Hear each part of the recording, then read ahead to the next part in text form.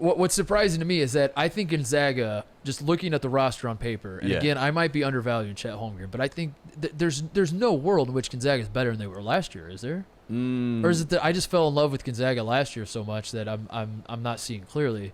But I like losing Suggs and AI and Kispert. I don't think I don't know. But then the other part, Tate, is college basketball. You don't have to be better than you were last year. Like Gonzaga might be the best team in the country. It's just the Gonzaga and Baylor of last year would also kick everyone's ass this year. Yeah, no, there's some people that argue that 2016 Carolina was better than 2017, the team that won the title. You know what I mean? Maybe it's that going on. Maybe it is that. But I still have to see Chet Holmgren at the 4 and Drew Timme at the 5 and just see what that looks like. I mean, it's going to be very interesting. Apparently, Chet plays – it's basically, 4 round 1.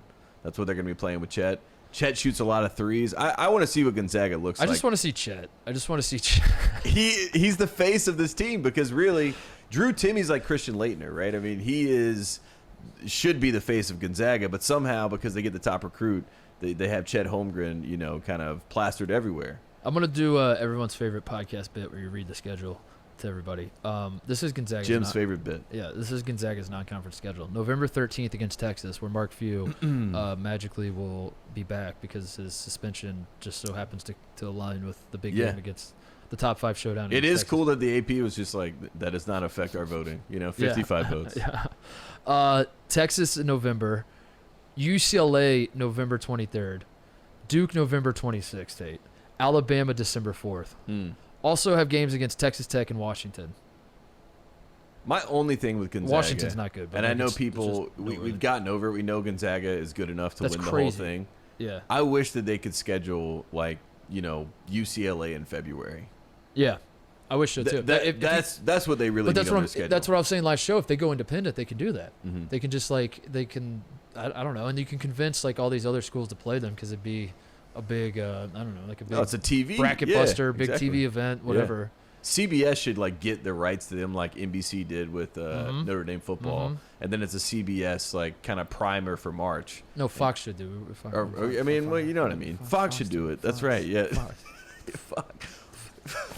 I'm saying for March Madness, you know what I mean? But you're right. Yeah, Fox should do it. That's right. Good call. Fox, dude. All right, so those are the top 2. I think it doesn't surprise me that they were the 2 teams that got the first place votes. Yeah. I guess it surprises me how lopsided it was because, again, I think UCLA, however good or bad UCLA will be this year, I think my impression is certainly that they will be better than they were last year. This team has gotten better in the offseason. UCLA, in my mind, should be number 4, number 5.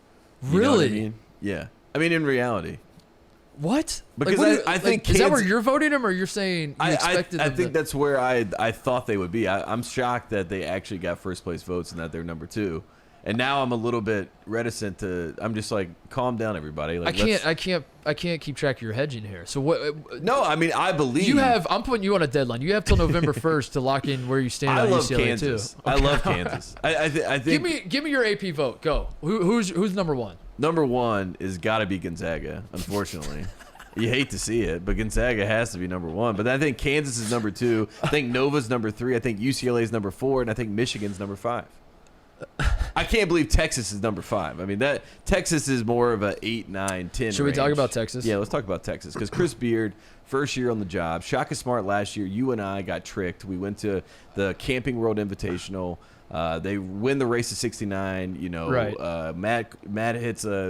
Matt Coleman hits a game-winning shot against North Carolina. We saw him at the football game this weekend, by the way. Oh, really? Yeah, he was walking. He was wearing a Yankees hat that was too small for his head, and he just sat it on top of his head. I don't know what that means. I'm just reporting the facts. Okay. Matt Coleman was at the Oklahoma State, Texas. Did you see any other basketball players? No, I think that was all. Did we see anybody else? We saw a recruit.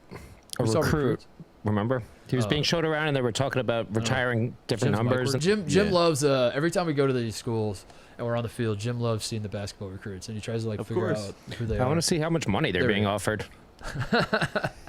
I mean, isn't that the most interesting part? Yeah, of course. That's why people listen to us. We'll talk about numbers. And then brass tacks here. And then he asked me who the guys are. And I'm like, Jim, I don't. Why would I know who these 15-year-old kids are? But seriously though, I mean, are you not shocked that Chris Beard got a top 5 ranking in his first year? No, at I'm Texas? not. Dude, Chris Beard's a media darling. Chris Beard is. I guess you're right. I mean, you're right. He does have It's the combination of Chris Beard and Marcus Carr. He has the fireside chats, and a lot of people, they love history. They love the fact that he sits by a fire and has these, real conversations. We appreciate that.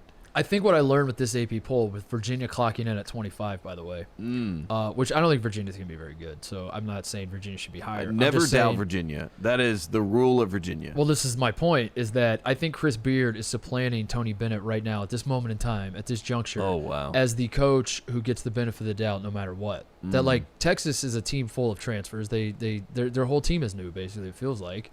It's not true, but it feels that way. They lost a ton of guys. They lose their head coach. It's a new head coach. It's a bunch of transfers.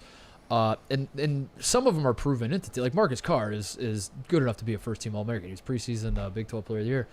But all that, there's a lot of unknowns swirling there. Yeah. But I think Chris Beard is in a position where we just look at him, we're like, Chris Beard will figure it out. And you throw your hands up and you're like, Chris Beard is going to figure this out. He's an awesome coach. And we used to think that about Tony Bennett, which is why every preseason poll, like Virginia would be picked to win the ACC. Yeah. Virginia would be like, even if their team sucked on paper, you'd be like, I got Virginia at 12 in my AP poll.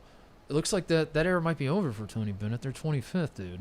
They're not going to be very good, I don't think. I think they're going to be better than people think. But they also, they lost a lot of talent. Obviously, had a first-round pick leave early that they thought they were going to be able to hide. And now he's in New Orleans, as we all know. But Michigan, to me, Juwan Howard is the coach that I think got jumped by Chris Beard, because Juwan Howard is the one who should have gotten that top 5 spot. You have Hunter Dickinson coming back. And, look, I'm not, here to fight battles for Michigan fans. They're already out there doing this for themselves. But they should have probably got that top 5 spot. I think Texas is somewhere in between. Baylor, I think they should, have gotten some consideration maybe to be a top 5 team coming off the title.